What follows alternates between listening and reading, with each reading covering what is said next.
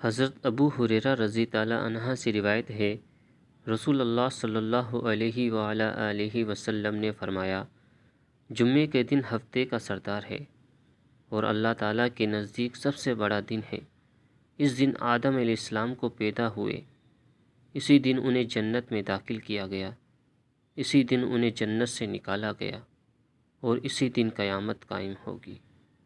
بخاری شریف اور مسلم شریف کے احادیث ہے۔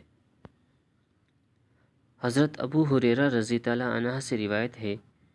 رسول اللہ صلی اللہ علیہ وآلہ آلہ وسلم نے فرمایا، جو شخص جمعے کے دن غسل کرے، اچھی طرح مسواک کرے،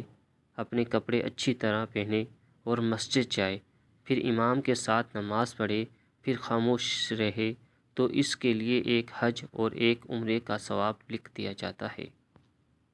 حضرت ابو ہریرہ رضی تعالیٰ عنہ سے روایت ہے کہ رسول اللہ صلی اللہ علیہ وآلہ آلہ وسلم نے فرمایا، جمعے کے دن میں ایک ایسی گھڑی ہے کہ اگر بندہ اس وقت نماز پڑھے اور اللہ سے کوئی دعا کرے تو اللہ اس کی دعا قبول کرتے ہیں۔